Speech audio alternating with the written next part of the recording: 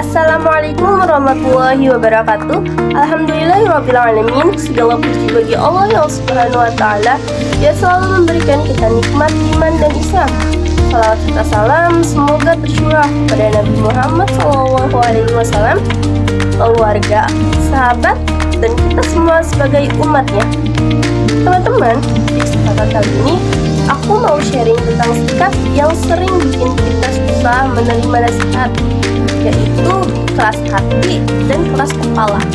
Dua sikap ini bisa menjauhkan kita dari kebaikan dan membuat kita sulit berkembang. Keras hati artinya seorang sulit menerima nasihat, bahkan ketika sudah jelas kebenarannya. Misalnya nih, ada teman yang diingatkan untuk rajin sholat, tetapi dia tetap cuek dan merasa tidak perlu. Sedangkan kalau keras kepala adalah sikap yang tidak mau mendengar pendapat orang lain, selalu merasa tidak benar dan menolak perubahan meskipun sudah terbukti salah. Kalau kita punya sifat keras hati dan keras kepala, dampaknya bisa merugikan diri sendiri maupun orang lain. Yang pertama, kita jadi susah berkembang. Orang yang keras kepala biasanya tidak mau belajar hal baru, sehingga tertinggal dari teman-temannya. Yang kedua, kita bisa kehilangan kepercayaan dari orang lain. Teman, guru, bahkan keluarga bisa merasa malas berhubungan dengan kita kalau setiap kali dinasihati kita menolak. Yang ketiga, sifat ini bisa menjauhkan kita dari Allah Subhanahu wa ta'ala. Dalam Al-Quran disebutkan bahwa hati yang keras akan sulit menerima hidayah. Na'udzubillah.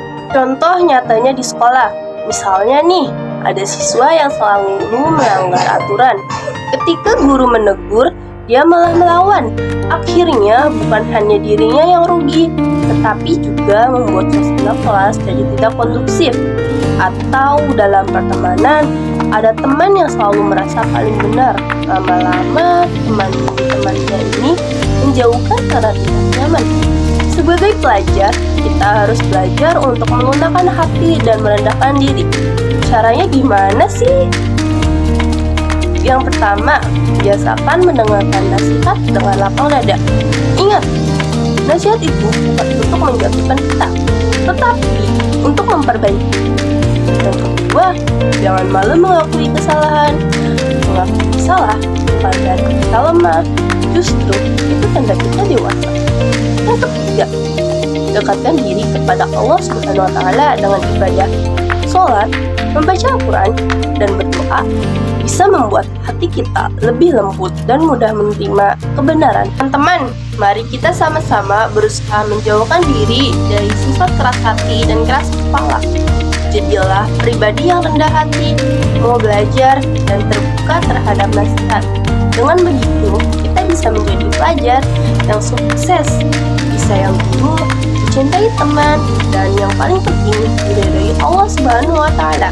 Sebagai penutup, mari kita berdoa bersama-sama agar dijauhkan dari sifat keras hati dan keras kepala, dan diberikan hati yang lembut serta mudah menerima kebenaran. Bismillahirrahmanirrahim. Rabbana atina fid dunya hasanah wa fil akhirati hasanah wa qina adzabannar.